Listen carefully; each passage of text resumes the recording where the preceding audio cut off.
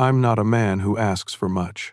Never have been. But when my son Derek handed his father-in-law a diamond bracelet worth thousands, while I sat there unwrapping a 3-pack of clearance socks with the sticker still on them, something inside me broke. The room went silent. Eyes darted everywhere except toward me. I'd raised that boy alone since he was 12. Worked 2 jobs so he could go to college debt-free. Sold our family home so he could have a future. And there I sat, holding $2.49 worth of white athletic socks while everyone admired the Cartier box in Gerald's hands. I smiled, said thank you, and quietly left. The next day, I left an envelope on their porch that changed everything. My name is Chip, and I've been a construction worker for 43 years. My hands are scarred. My back aches most mornings. But I've always been proud of the life I built. When my wife Martha died from cancer 16 years ago, Derek was only 12 years old. I remember holding him at her funeral, feeling his small body shake with sobs, and making a promise to Martha's memory that I'd give that boy everything he needed to succeed. And I did. Lord knows I did. I worked construction during the day, running crews and managing sites. Then, I'd grab a quick dinner, maybe a shower, and head out to work security at the industrial park 3 nights a week. Weekends, I picked up overtime wherever I could find it. Derek never went without. He had new clothes for school, money for field trips, a computer for his homework. When other single parents were struggling, I made sure my son had stability. The hardest decision came when Derek was applying to colleges. Had gotten into a good state university 2 hours away, but even with scholarships, the costs were steep. I looked at our family home, the 3-bedroom ranch Martha and I had bought when we were newlyweds, and I made my choice. I sold it, took the equity, $75,000, and put it toward Derek's education. I moved into a small 2-bedroom apartment across town. Derek cried when I told him, said he'd go to community college instead, but I wouldn't hear it. Your mama wanted you to have opportunities, I told him. This is how we make that happen. He graduated with a business degree, no student loans, and a job offer at a consulting firm in the city. I was so proud I thought my chest would burst. At his graduation, I sat in those bleachers and cried like a baby, thinking about Martha and how she would have loved to see this moment. Derek met Amanda during his senior year. She came from money, real money. Her father Gerald owned a chain of car dealerships across 3 states. Big showrooms, luxury brands, the whole operation. Their wedding 3 years ago was at a country club I couldn't have afforded to park at. 200 guests, ice sculptures, a live band. I wore my one good suit and tried not to feel out of place among Amanda's family and their friends, all of them in designer clothes, talking about vacation homes and investment portfolios. I noticed the change in Derek slowly at first. He started talking differently, using words like leverage and optimization. He bought expensive clothes, traded his reliable sedan for a luxury SUV. He and Amanda moved into a 4-bedroom colonial in one of those neighborhoods where every lawn looks like a golf course. Our Sunday breakfasts had been sacred since Martha died. Every Sunday morning, Derek and I would meet at Miller's Diner downtown. We'd sit in the same booth, order too much food, and talk about everything. But over the past year, those breakfasts started getting canceled. First, once a month, then twice, then 3 times in the past 2 months alone. Sorry, Dad. Amanda's family has brunch plans. Can't make it this week. We've got a thing at the club. Gerald's taking us sailing. Rain check. Each cancellation felt like a small cut, but I told myself it was natural. He had a wife now, other obligations. I couldn't expect to always come first, but the distance hurt more than I wanted to admit. I live in a small rental house now, out past the old industrial district. It's nothing fancy, but it's mine. I get by on my construction pension and some Social Security. I don't need much. My truck is 15 years old but runs fine. I eat simple meals. I'm content with what I have because I know what I built with it. But 2 weeks before Christmas, everything came crashing down.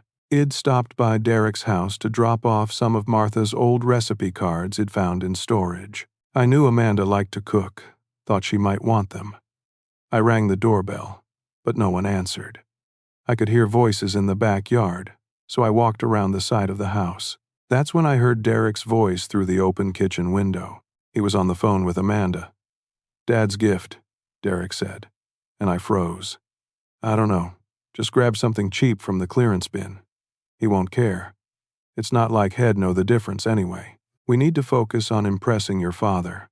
I'm thinking that diamond bracelet we saw at Cartier. Really show him we appreciate everything he's done for us." My chest tightened. I stood there by the side of the house, hidden by the hedges, unable to move. "Yeah, I know it's $8,000, Derek continued. "But it's worth it. Gerald's been talking about expanding the dealerships. If he brings me in as a regional manager, we're talking serious money. We need to stay in his good graces." I don't remember walking back to my truck. I don't remember driving home. I just remember sitting in my driveway for an hour, staring at nothing, feeling like someone had reached into my chest and squeezed my heart until it stopped beating. I told myself, maybe Id misheard, maybe Id misunderstood. But deep down, I knew the truth. My son, the boy Id sacrificed everything for, thought I wasn't worth the effort of a real gift. Christmas Eve arrived cold and clear. I drove my old pickup truck through Derek's neighborhood, past houses that looked like they belonged in magazines. Lights twinkled from every roof. Expensive cars lined every driveway. I found Derek's house at the end of a cul-de-sac, his driveway already full of vehicles. Gerald's black Mercedes, Patricia's white Lexus, a BMW. I didn't recognize that probably belonged to Amanda's brother Bradley. I parked on the street and grabbed my gift from the passenger seat. Id spent 2 months putting together a photo album for Derek and Amanda. Pictures of Derek growing up, photos of Martha holding him as a baby, shots from his Little League games, his high school graduation. Id written captions for each photo, little memories and stories. On the inside cover, Id written, "To Derek and Amanda. May you always remember where you came from and the love that brought you here. The past is your foundation. Build your future on it. Love, Dad." I'd had the album professionally bound. It cost me $140, which was a lot on my budget, but it felt important. These were memories money couldn't buy. The front door opened before I could knock. Amanda stood there in a silk dress that probably cost more than my monthly rent. Her smile was bright but didn't quite reach her eyes. "Chip, come in. Merry Christmas." The house smelled like expensive candles and catered food. In the living room, a massive tree reached almost to the 12-foot ceiling, decorated with what looked like hundreds of ornaments that matched perfectly.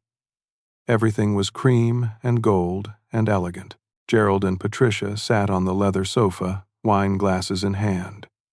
Gerald wore a cashmere sweater and looked like he'd just stepped out of a catalog for wealthy retirees. Patricia's jewelry caught the light every time she moved.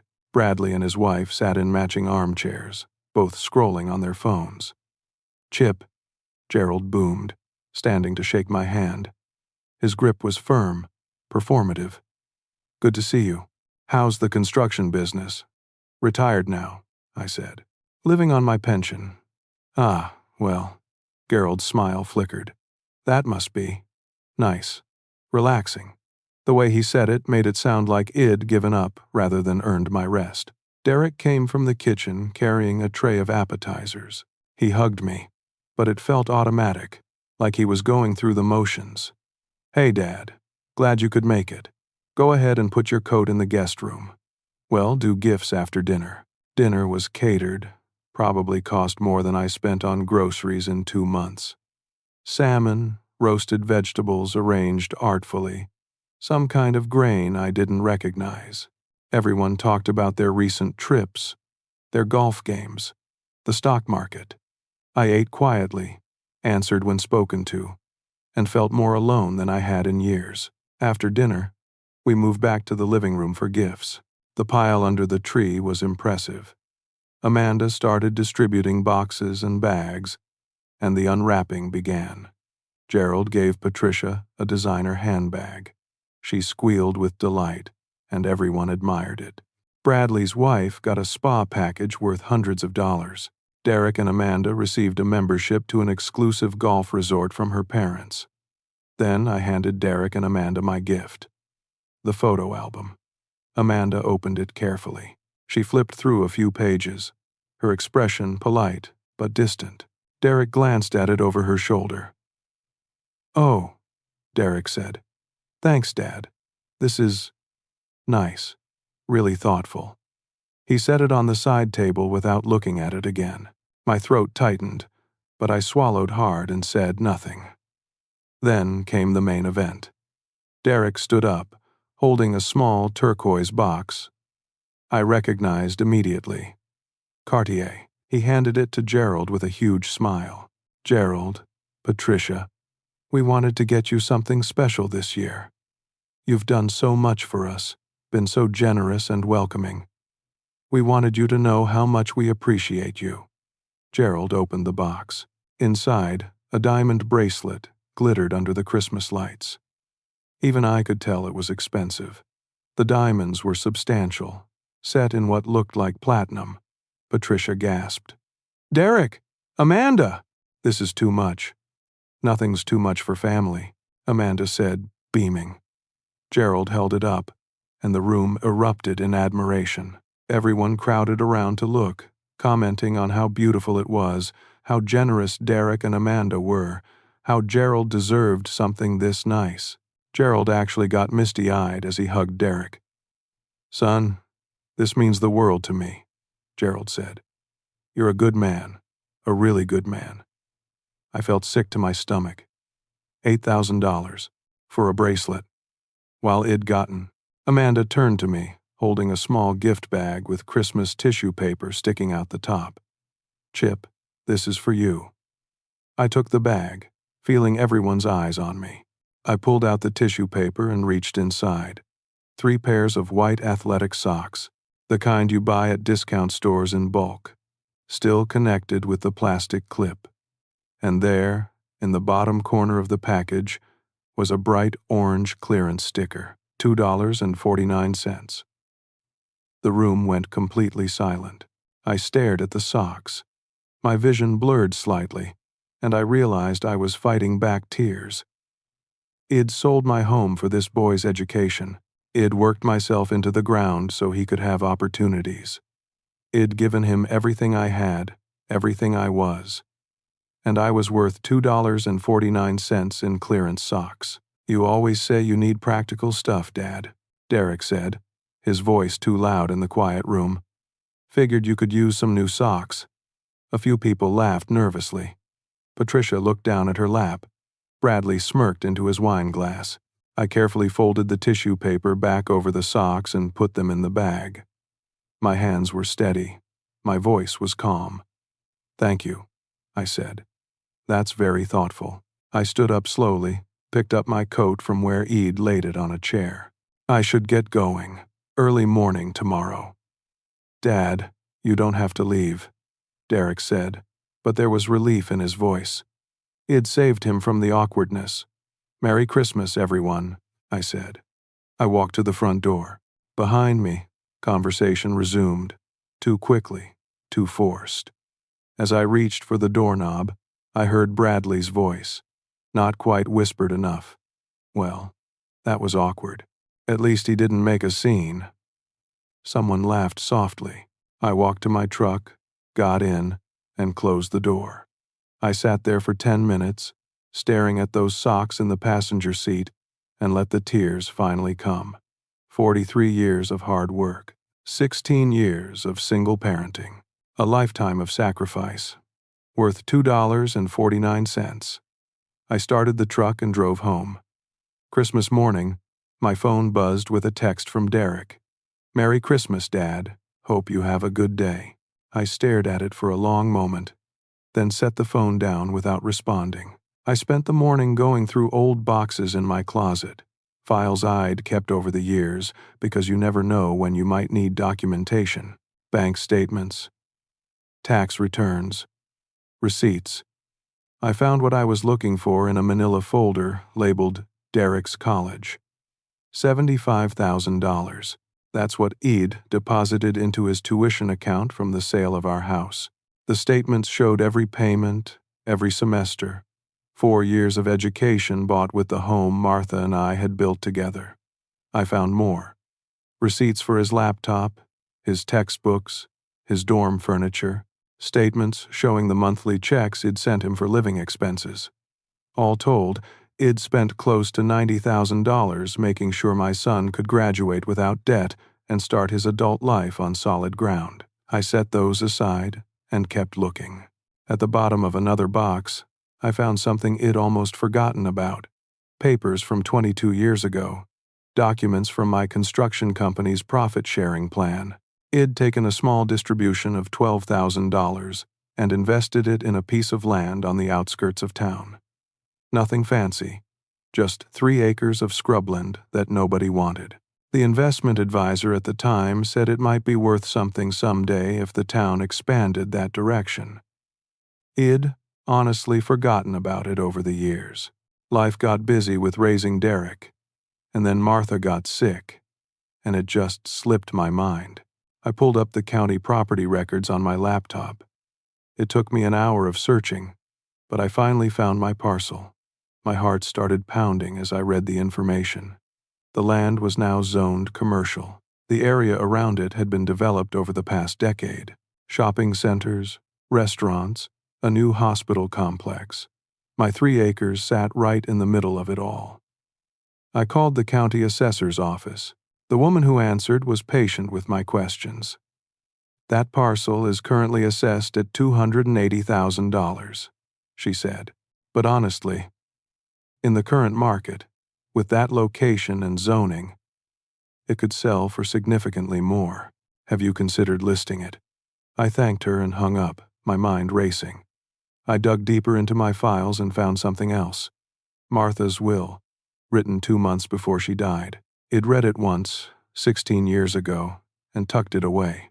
Now I pulled it out and read it again. There was a section I'd forgotten. "To my beloved son Derek, I leave my grandmother's engagement ring, a family heirloom passed down through 4 generations. This ring represents love, commitment, and remembering your roots. When you find the woman you want to spend your life with, give her this ring with the story of where it came from. Let her know that real wealth isn't measured in money but in the love we carry forward. Never forget where you came from, Derek. Never forget the sacrifices made for you. Honor them by being a man of character and integrity." I remembered the ring. It had been Martha's most treasured possession.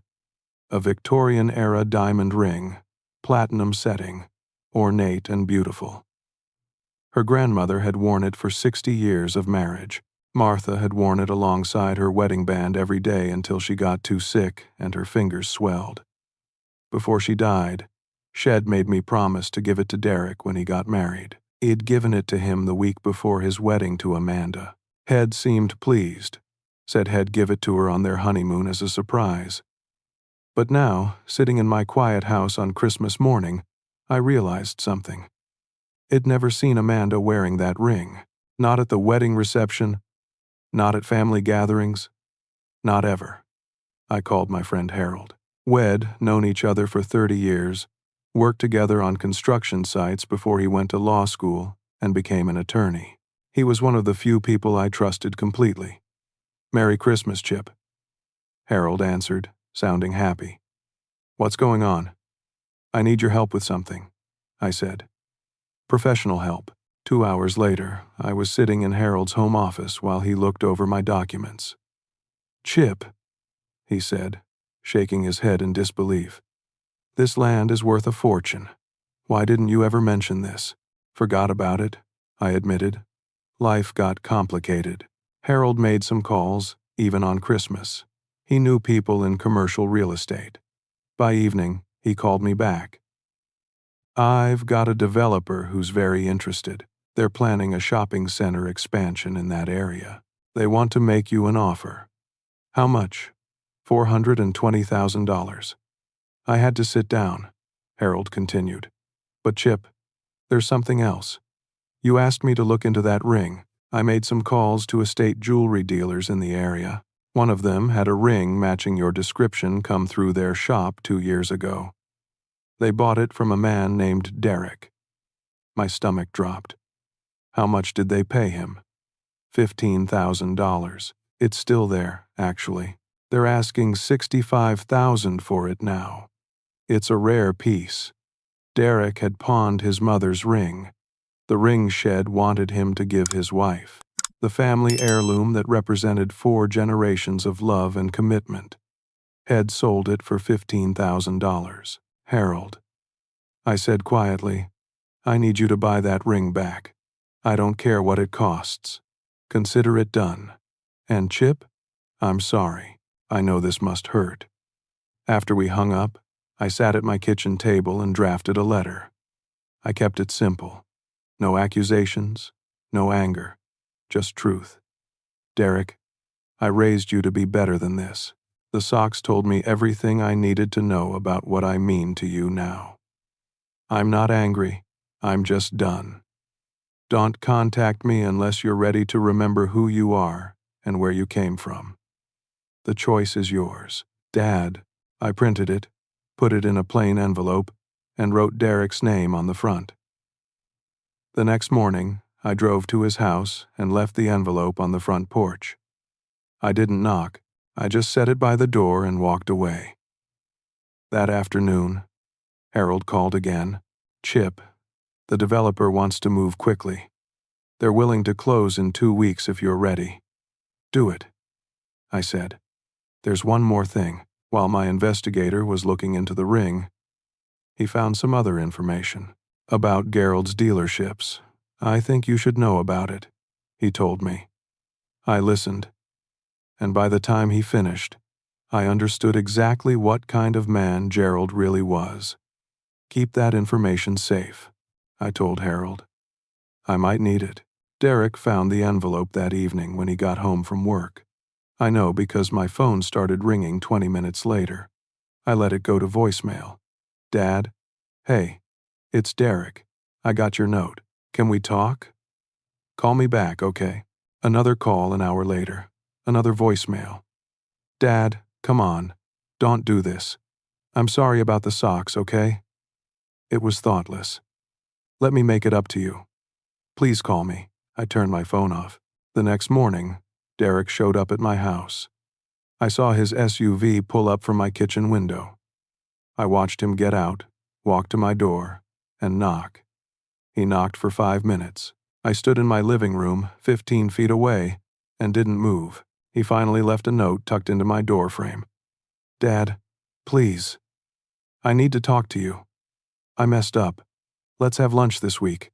My treat. He'll come by tomorrow." He came by the next 3 days.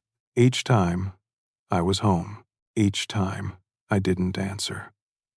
On the 4th day, I wasn't there when he came. He'd gone to meet with Harold to sign the paperwork for the land sale. According to Harold, Derek had called his office asking if he'd been there, if I was changing my will or something. Harold, professional as always, told Derek he couldn't discuss client matters. But I knew what was happening. Derek wasn't panicking because Head hurt me. He was panicking because he was afraid of losing something. Harold's investigator had done thorough work. Head discovered that Derek had taken out a second mortgage on his house without telling me. $50,000.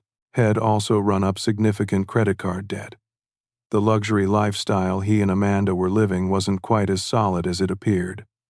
And there was more. Harold's investigator had traced the money from Martha's ring. Derek had used it to pay off gambling debts. Apparently, Head gotten into online poker 2 years ago, lost badly, and needed to cover the losses before Amanda found out. My son had pawned his dead mother's ring to pay for his poker losses. I felt sick when Harold told me, but I wasn't surprised. The Derek Id raised wouldn't have done that. But the Derek, who gave me clearance socks while buying an $8,000 bracelet for his father-in-law, that Derek was capable of anything. On New Year's Eve, I was sitting at home, watching the celebration on TV with the sound off, when Harold called. "I sent the letter," he said. "Good." Id asked Harold to draft an official letter on his law firm letterhead, notifying Derek that I was making changes to my estate planning and asset distribution and requesting his presence at Harold's office on January 4th for important family business matters. It was vague enough to terrify him, which was exactly what I wanted. Harold chuckled. "You know he's going to spend the next 4 days in absolute panic." "Good," I said again. "Maybe it'll give him time to think about what matters." "You're a better man than I am, Chip. It'd have cut him off completely. Maybe. But he's still my son, and he's still Martha's boy. She'd want me to try." What I didn't tell Harold was that Id spent the past few days crying, not just for what Derek had become, but for what Id lost. The little boy who used to bring me drawings from school. The teenager who'd sit with me in the hospital during Martha's last days, holding my hand when I couldn't stop shaking. The young man who'd hugged me at graduation and whispered, "I couldn't have done this without you, Dad." That Derek was still in there somewhere. I had to believe that. Because if he wasn't, then I'd failed Martha in the worst way possible. But I also knew I couldn't keep letting him hurt me. Love without boundaries isn't love. It's just letting yourself be destroyed. On January 2nd, Derek showed up at my house again. This time, Amanda was with him. I watched from the window as they argued in the driveway before coming to the door. Their knock was frantic. "Dad, please, we need to talk to you. This is ridiculous. Open the door." That was Amanda's voice, shrill and angry. "Dad, come on. We're family. You can't just shut me out like this." Derek sounded desperate. I walked to the door. I stood there with my hand on the knob. I could open it. I could let them in. I could forgive everything and pretend it was fine. But then I remembered the socks. I remembered Gerald's diamond bracelet. I remembered my son on the phone saying I wouldn't know the difference, that I wasn't worth the effort. I walked away from the door. They knocked for 10 more minutes. Then I heard Amanda's voice, loud enough to carry through the door. "This is insane. Hess being a child. You're better off without him anyway, Derek. Hess just trying to manipulate you with guilt." Their footsteps retreated. Car doors slammed. They drove away. I sat down on my couch and cried again. Not for Derek this time. For Martha. For the dreams Wed had for our son. For the family Wed thought we were building. But I didn't open the door, and I didn't call him back. Some lessons can only be learned the hard way. January 4th arrived cold and gray. I dressed carefully that morning, putting on my best shirt and pants. This wasn't about impressing anyone. It was about showing respect for what was about to happen. Harold's office was downtown in a renovated historic building. His secretary showed me into the conference room 20 minutes before the scheduled meeting. Harold was already there, files spread across the table. "You ready for this?" he asked. "I've been ready. It's going to be hard, Chip. Seeing him, confronting all of this. I know, but it has to be done." Derek arrived exactly on time, which surprised me. Had never been particularly punctual. Amanda was with him, dressed like she was going to a business meeting in a designer suit that probably cost more than my truck was worth. Derek's face went pale when he saw me. "Dad, Derek, Amanda." I nodded to them both. "What's going on?" Amanda demanded, looking at Harold. "Why are we here?" Harold gestured to the chairs. "Please sit down. We have a lot to discuss." Once they were seated, Harold opened the first folder. "Let's start with the good news, Derek. Your father has recently sold a piece of property he owned. The sale price was $420,000. Derek's eyes went wide. "What property, Dad? I didn't even know you had property." "You never asked about my life," I said quietly. You stopped caring about anything that wasn't about impressing the people you thought mattered more than me. That's not fair, Derek started, but Harold interrupted. Let's continue. Chip purchased this land 22 years ago as an investment. It's appreciated significantly. The sale closed yesterday. Amanda leaned forward. So what does this mean for us? The way she said us made my skin crawl. Harold pulled out another folder. This is where things get more complicated. Derek, did you give your wife the ring your mother left for you? Derek's face flushed red. That's private. He'll take that as a no, Harold said. He slid a document across the table. This is a receipt from Premier Estate Jewelry. 2 years ago, they purchased a Victorian-era platinum and diamond ring from you for $15,000. That ring was your mother's family heirloom, the one she explicitly left for you to give to your future wife. Amanda turned to Derek, her face a mixture of shock and fury. You sold a ring worth that much? When did you do that? It's not what it looks like, Derek stammered. Harold continued. Merciless now. The ring is currently valued at $65,000. It's a rare piece. Your father has already purchased it back. I watched Derek's face crumble. Good. Let him feel it. Why did you need $15,000 2 years ago? I asked. Derek couldn't meet my eyes. I had some debts. Gambling debts, Harold clarified. Online poker, to be specific. Amanda stood up so fast her chair fell backward. You gambled away your dead mother's ring? Are you kidding me right now? Amanda, sit down, Derek said weakly. No, this is insane. She turned to me. Did you know about this? I just found out, I said, along with a lot of other things. Harold pulled out more documents, bank statements, credit card bills, mortgage papers. Derek, you're currently $78,000 in debt, not including your mortgage. You've maxed out 4 credit cards. You took a second mortgage on your house for $50,000 6 months ago. Your lifestyle is unsustainable. Amanda grabbed the papers, scanning them frantically.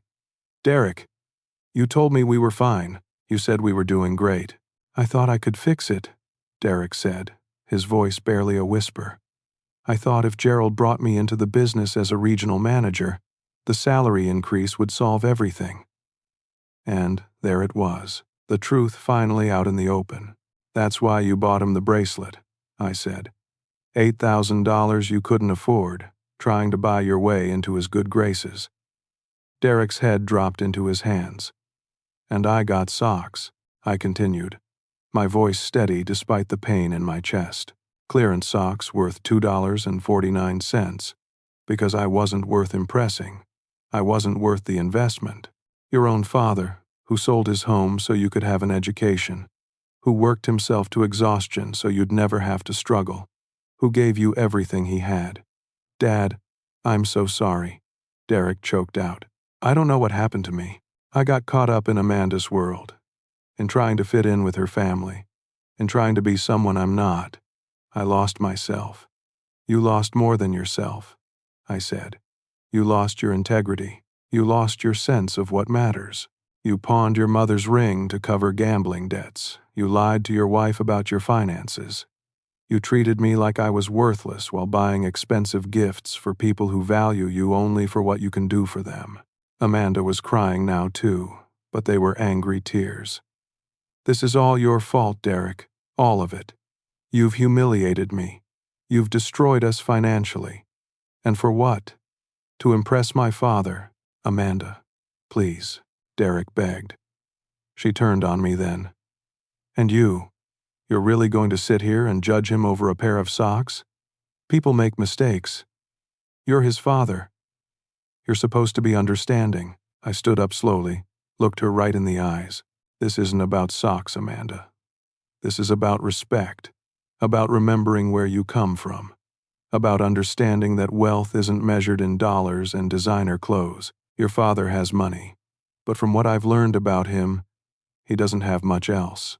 What's that supposed to mean? She snapped. Harold cleared his throat. Actually, That's something else we need to discuss. Chip, do you want me to? I nodded. Go ahead. Harold pulled out one more folder, this one thicker than the others. During our investigation into Derek's finances and the ring, we discovered some interesting information about Gerald's business practices. His dealerships are currently under investigation by the Federal Trade Commission for systematic odometer fraud and predatory lending practices. The investigation has been ongoing for 8 months. Multiple customers have filed complaints. There's evidence of falsified documents, manipulated credit scores, and illegal repossession tactics. Amanda went white. That's not true. My father would never. It's all documented, Harold said gently. I have copies of the FTC filings if you'd like to see them. This information isn't public yet, but it will be soon. The penalties could be substantial. Millions of dollars in fines. Possible criminal charges. The room went silent except for Derek's quiet crying. I looked at my son, really looked at him. Head lost weight. His expensive clothes hung a little loose. He had dark circles under his eyes.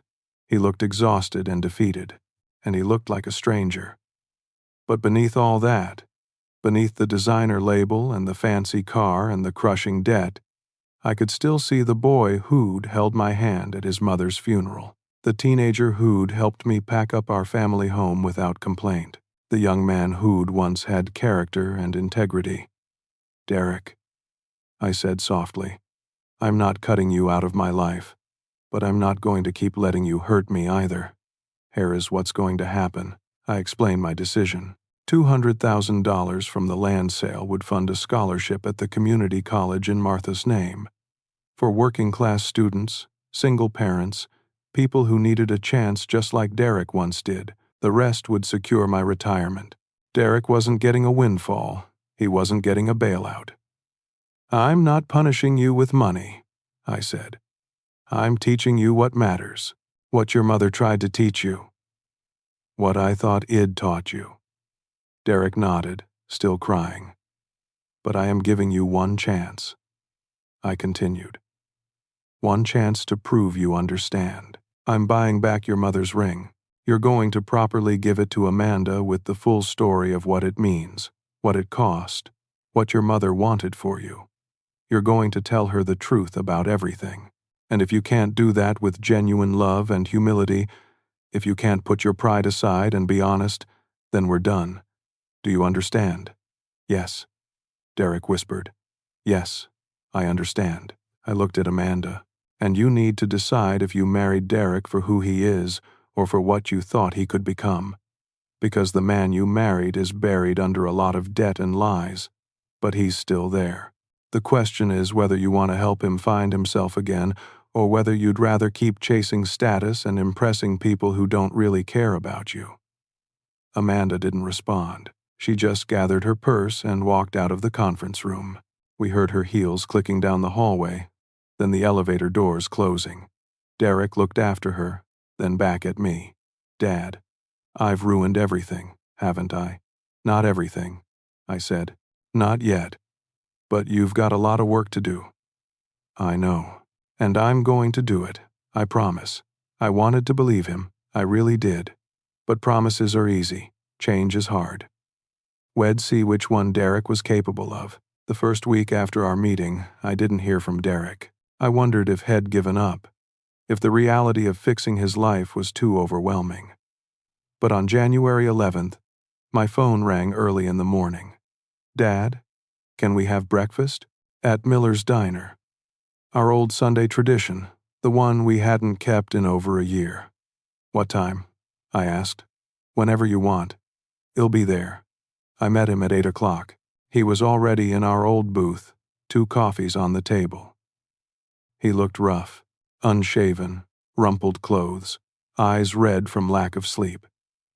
Thanks for coming, he said as I slid into the seat across from him. Talk to me, son. And he did. For 2 hours, Derek talked. He told me everything. The gambling started small, just friendly online games with coworkers. Then it escalated. The losses mounted. He couldn't tell Amanda because she'd been so proud of his job, his success, their lifestyle. So he pawned the ring, covered the debts, and promised himself he'd stop. But he didn't stop. He just got better at hiding it. The pressure from Amanda's family to maintain appearances was constant. Every family dinner was a performance. Gerald would talk about his success, about building wealth, about the importance of looking the part. Patricia would comment on clothes, cars, houses. Bradley would brag about his investments. I felt like I was never good enough, Derek said. No matter what I did, I was still just the construction worker's kid who got lucky. So I kept trying harder. Spent more, borrowed more, bought that bracelet, thinking maybe it would finally prove I belonged. And what did it prove? I asked. That I'm an idiot, Derek said bitterly. That I lost sight of what actually matters. That I hurt the one person who's always been there for me. He told me Amanda had moved in with her parents 3 days ago. Shed left him a note saying she needed time to think about whether their marriage was worth saving. I don't blame her, Derek said. I lied to her about everything. The debts, the gambling, the ring. Why would she trust me now? What are you going to do? Derek took a deep breath. I'm starting therapy. I called a counselor yesterday who specializes in gambling addiction. First session is tomorrow. I'm also going to Gamblers Anonymous meetings. I felt something loosen in my chest. Hope. Maybe. I sold the SUV, Derek continued. Paid off 2 of the credit cards with the equity. I bought a used Honda. It's 7 years old, but it runs great. I'm also quitting the country club. That's $1,200 a month I don't have to spend. That's a good start. And Dad, I want to volunteer at the homeless shelter again, like we used to do when I was in high school. Remember? I remembered. Every Thanksgiving, we'd serve meals at the shelter downtown. Every Christmas, we'd help sort donated gifts. Martha had started the tradition when Derek was young, wanting him to understand that not everyone had what we had. They still need volunteers, I asked. I called. They do. I start next Saturday. Will you come with me? Of course. Over the next month, I watched Derek begin to change. Really change, not just promise to change. He showed up to breakfast every Sunday.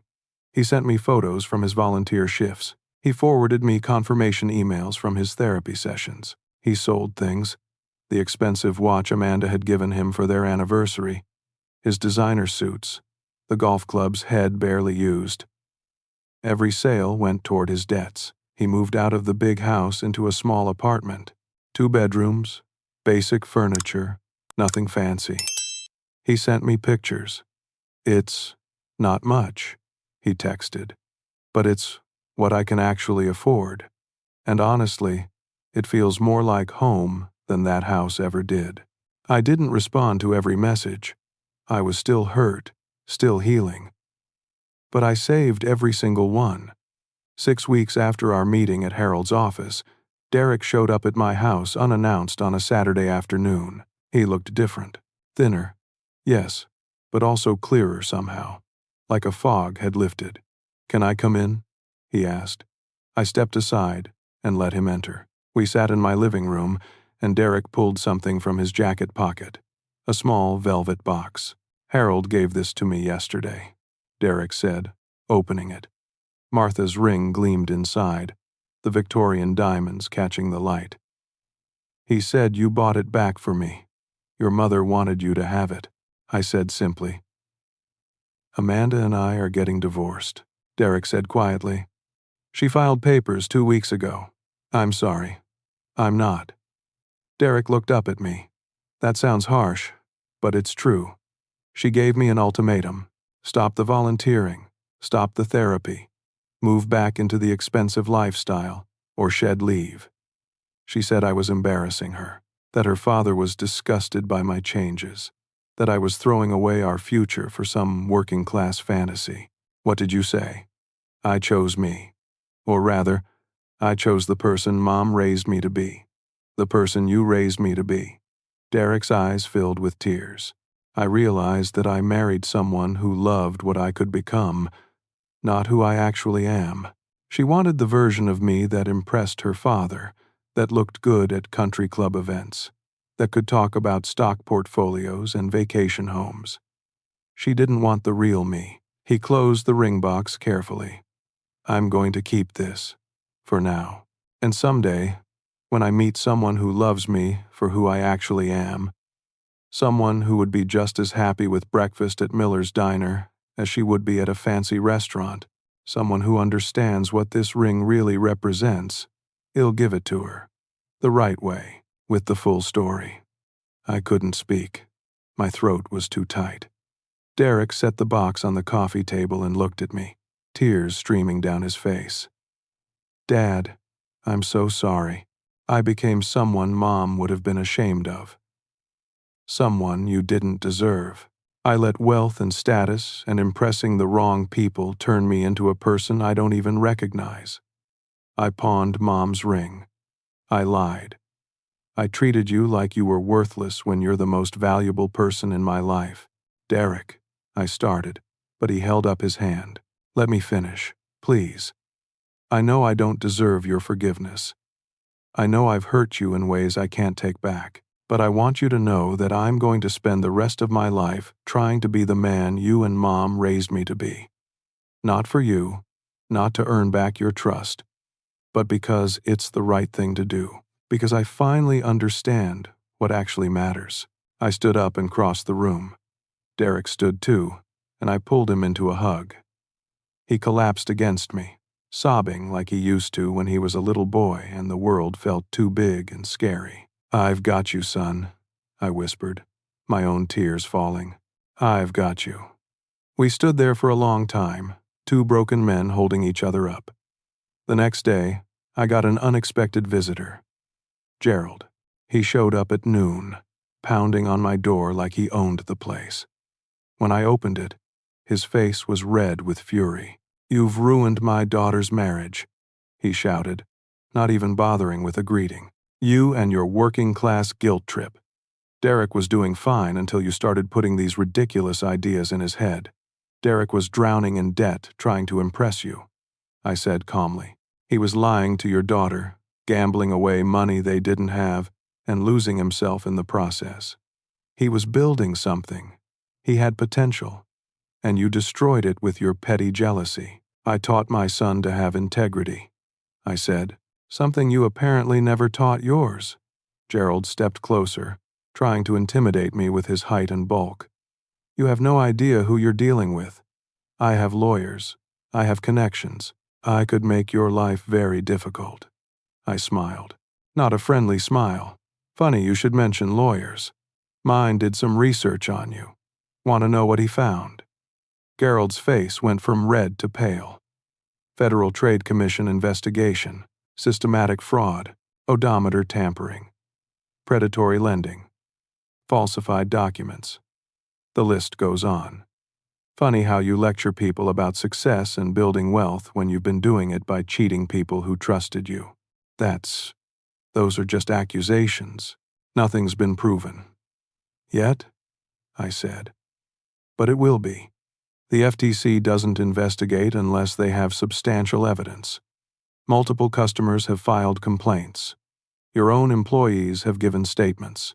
It's only a matter of time before it goes public. Gerald's hands were shaking. If you breathe a word of this to anyone, I'm not going to do anything. I interrupted. I don't need to. The truth has a way of coming out on its own. But maybe instead of showing up at my house threatening me, you should focus on your own problems. And maybe, just maybe, you should think about the kind of values you've been teaching your daughter. Because from where I stand, you taught her that money matters more than character, and appearances matter more than integrity. And that's why she's getting divorced. Gerald opened his mouth, closed it, then turned and walked back to his Mercedes. He sat there for a minute before driving away, and I could see his hands gripping the steering wheel so tight his knuckles were white. 2 weeks later, the news broke. Gerald's dealerships were all over the local media.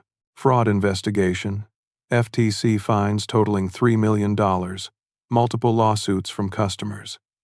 His reputation was destroyed overnight. Derek called me that evening. Did you see the news about Gerald? I did. Amanda called me. She's devastated. Her father's business is falling apart. Bradley's dealership is included in the investigation, too. The whole family is in crisis. How do you feel about it? Derek was quiet for a moment. Honestly, I feel sad for them, but I also feel grateful. Grateful that I got out when I did. Grateful that you cared enough to show me the truth, even when it hurt. That's what family does, I said. Yeah, Derek agreed softly. That's what family does. 6 months passed. Spring turned to summer, and my life settled into a new rhythm. The Martha Memorial Scholarship Fund was established at the community college. Harold had helped me set up the foundation properly, ensuring it would continue long after I was gone. In May, we held the first scholarship ceremony. The recipient was a woman named Carol, 42 years old, widowed 3 years ago with 3 children. She'd been working 2 jobs, trying to make ends meet, dreaming of going back to school to become a nurse but unable to afford tuition. When they announced her name and the amount of the scholarship, $15,000 for 2 years of study, she burst into tears right there in the auditorium. I was sitting in the audience with Derek, had asked to come, wanted to be part of it. When Carol came to the microphone to say a few words, her voice shook. I don't even know what to say, she began. 3 years ago, when my husband died, I thought my life was over. I was drowning in bills, trying to keep my kids fed and housed, and my dreams felt impossible. This scholarship, this gift, it's not just money, it's hope. It's someone saying I'm worth investing in. It's a second chance. She looked out at the audience, tears streaming down her face. I don't know who Martha was, but I know she must have been an incredible woman. And to her family, to whoever set up this fund in her memory, thank you. Thank you for believing that people like me deserve opportunities. Thank you for understanding what it's like to struggle and still dream. I promise I will make the most of this. I promise I will pay it forward. Derek grabbed my hand and squeezed it. When I looked over, he was crying too. After the ceremony, Carol found us. Derek had told her who I was. Mr. Chip, she said, taking both my hands in hers. Thank you. Thank you so much. You did the hard part, I said. You kept going when things were impossible. You raised your kids and worked those jobs and never gave up on your dreams. All we did was remove one obstacle. Can I ask about Martha? About who she was? So I told her. About my wife. About her kindness and strength. About how she believed everyone deserved a chance. About how she'd worked as a nurse herself, had seen so many people struggle, and had always said if we ever had the means, we should help others the way people had helped us. She sounds wonderful, Carol said. She was, Derek added quietly. She really was. The weeks that followed brought more changes. Derek had been promoted at work, not to some fancy title, but to a project manager position that paid well and came with reasonable hours. Had earned it through hard work, not through trying to impress anyone. Had also started dating someone. Her name was Sarah, and she taught 3rd grade at an elementary school. They'd met at the homeless shelter where they both volunteered. Derek brought her to meet me on a Sunday morning at Miller's Diner. Sarah was nothing like Amanda. She drove a small sedan that had seen better days. She wore simple clothes, no designer labels. Her laugh was loud and genuine. And when Derek looked at her, really looked at her, I saw something in his eyes I hadn't seen in years. Peace. Your son talks about you constantly, Sarah told me over pancakes. Hez told me all the stories. About you and Martha, about how you raised him, about the sacrifices you made. Hez exaggerating, I said, but I was smiling. Hez not, she said firmly. And I want you to know something. I come from a working-class family, too. My dad's a mechanic, my mom's a cafeteria worker. I put myself through college on scholarships and student loans. I understand what it means to work for what you have, and I think what you did for Derek, what you're still doing with that scholarship fund, it's beautiful." After breakfast, as we walked to our cars, Derek pulled me aside. "I'm going to ask her to marry me," he said quietly. "Not now, not yet, but soon, maybe at Christmas. And when I do, I'm going to give her mom's ring, with the whole story, every bit of it. She seems like a good woman," I said. "She's the best. She knows everything, Dad. About the gambling, the debts, the divorce, about the socks and what I did to you. I told her all of it, and she didn't run. She said everyone deserves a second chance if they're willing to do the work. Smart woman, the smartest." Derek paused. "Dad, I want you to be my best man. When we get married, if you'll do it." I couldn't speak for a moment, just nodded and pulled him into a hug. In July, news broke that Gerald's entire dealership chain was being sold to pay fines and legal fees. Head declared bankruptcy. Patricia left him, filed for divorce, took half of what little remained. Bradley lost his job and moved out of state. Amanda, I heard through Derek, had remarried. Some executive Shed met through her father's business contacts. Derek said she seemed happy enough, still chasing the lifestyle she wanted. "Do you ever regret it?" I asked him one Sunday. "Letting her go. Not even a little bit," Derek said. "I regret what I did to our marriage, the lies and the debts. But the marriage itself, that was doomed from the start. We wanted different things. She wanted someone who could impress her father. I wanted to be myself. Those two things were never going to work together."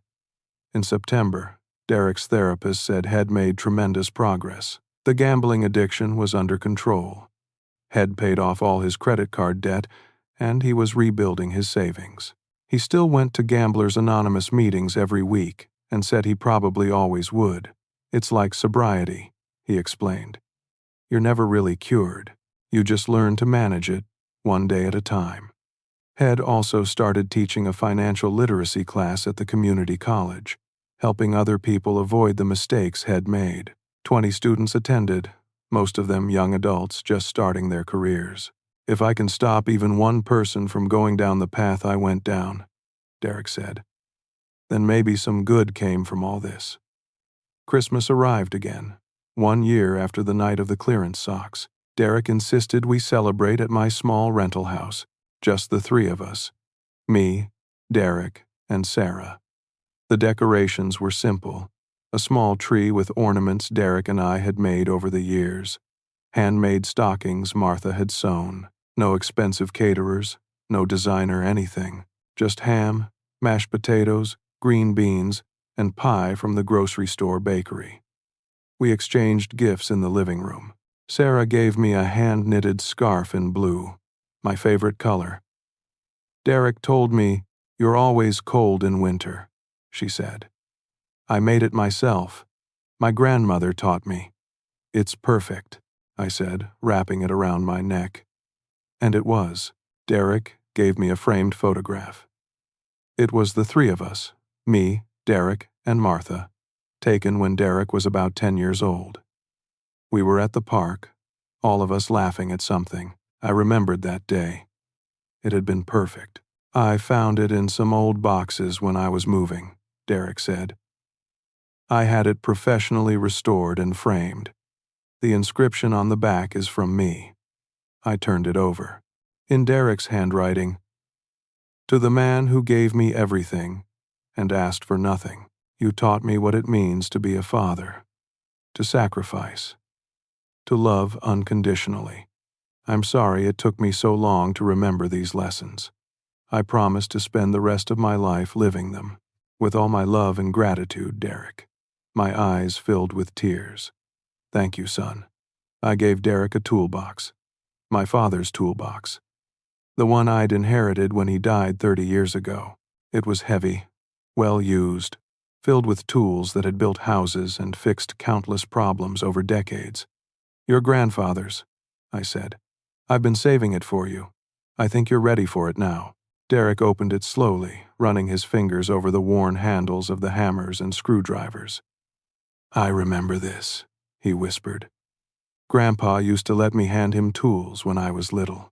He'd be proud of the man you've become, I said. The man you're still becoming. Later, after we'd eaten too much pie and were sitting around the tree drinking coffee, Derek pulled out a small box. He got down on one knee in front of Sarah. Right there in my tiny living room. Sarah, I know we've only been together for 6 months. I know that's not very long. But I also know that you're the kindest, most genuine person I've ever met. You love me for who I am, not for what I have or what I can give you. You've stood by me through therapy, through recovery, through me facing all my mistakes. You've never judged me, but you've also never let me make excuses. He opened the box. Martha's ring sparkled inside. This was my mother's ring. It's a family heirloom, passed down through 4 generations. When she was dying, she left it for me with instructions to give it to the woman I wanted to spend my life with. But she also said something else. She said to make sure that woman understood where I came from, what was sacrificed for me, and what really matters in life. Sarah was crying softly. My dad sold our family home to pay for my education, Derek continued. He worked 2 jobs so it'd never go without. He gave me everything he had, and I almost threw it all away, chasing things that didn't matter. But because of his love, because he cared enough to let me fall and learn from it, I found my way back. I found myself again, and I found you. He took a breath. Sarah, you understand what this ring represents. You understand sacrifice and hard work and real values. You're exactly the kind of woman my mother would have wanted me to find. Will you marry me? Yes, Sarah sobbed. Yes, of course, yes. Derek slid the ring onto her finger, and I watched my mother's ring, my wife's ring, finally find the home it was meant for. We sat there together, the 3 of us, crying and laughing and celebrating. No expensive champagne, no fancy party, just love and hope and the promise of a better future. Later that night, after Derek and Sarah had left, I sat alone in my quiet house. I pulled out those clearance socks from my dresser drawer, where Id kept them all year. $2.49. That's what it'd been worth to my son at his lowest point. But from that low point, we'd both learned lessons we needed to learn. Derek learned what really mattered. He learned that status and wealth and impressing the wrong people will hollow you out until there's nothing real left inside. He learned that integrity and character are worth more than any amount of money. He learned to value the people who truly love him, not for what he can give them, but for who he is. And me? I learned that sometimes the most loving thing you can do is step back and let someone face the consequences of their choices. I learned that boundaries aren't cruel, they're necessary. I learned that you can't save someone who doesn't want to be saved, but you can be there when they're finally ready to save themselves. Gerald thought wealth was power. He built an empire on lies and fraud, and it all came crashing down. He had money, but he didn't have integrity. He had status, but he didn't have real relationships. He had everything, and it meant nothing. She's probably happy in her new marriage, as long as the money keeps flowing and her husband keeps impressing her. But she'll never have what Derek and Sarah have. She'll never have that real connection, that partnership built on genuine love and shared values. Martha would be so proud of Derek now, not because he's successful or makes good money or has impressive things. She'd be proud because he's kind, because he volunteers his time helping others, because he's teaching financial literacy to people who need it, because he's humble enough to admit his mistakes and brave enough to do the work to fix them. And she'd be proud of the scholarship bearing her name, helping people like Carol find their second chances. That pack of socks taught me something important. Sometimes the smallest slight reveals the biggest truth. My son had lost his way. but pain can be a teacher if we let it. I didn't fight back with cruelty or revenge. I fought back with dignity, with boundaries, and with love tough enough to let him fall so he could learn to stand again. Real power isn't money or status or expensive gifts. Real power is knowing who you are and what you stand for. Real wealth is sitting at a simple table with people who love you for yourself, not for what you can give them. Derek learned that climbing the ladder means nothing if you forget the people who built it for you. And I learned that sometimes stepping back is the strongest thing you can do. Those $2 socks remind me that the best gifts in life can't be bought. They're earned through love, sacrifice, and the courage to stand up for what's right. We're not perfect, Derek and me. We both made mistakes. We both hurt each other. But we found our way back through honesty and hard work and refusing to give up on what we could be. Sarah's ring caught the light as she hugged me goodbye tonight, and I saw Martha's smile in that sparkle. 4 generations of love, finally passed on to someone who understands what it represents. Next week, Derek starts his new role teaching that financial literacy class. Carol graduates from her nursing program in the spring. The scholarship fund continues to grow, helping more people every semester. And every Sunday, Derek and I have breakfast at Miller's Diner, in our old booth, talking about everything and nothing. Father and son, the way it should be. Gerald lost everything chasing wealth. Amanda lost her chance at real love chasing status. But Derek found himself. And in doing so, he found everything that actually matters. That's worth more than all the diamond bracelets in the world. So let me ask you something. If you're listening to this story, when was the last time you checked in on what really matters in your life? Are you chasing things that look impressive but leave you empty? Or are you building real connections, real integrity, real character? Sometimes it takes a pair of clearance socks to wake us up. What's your wake-up call going to be? If this story touched your heart, if it made you think about your own relationships and priorities, I'd love to hear from you in the comments. Share your thoughts, your own experiences, your own lessons learned.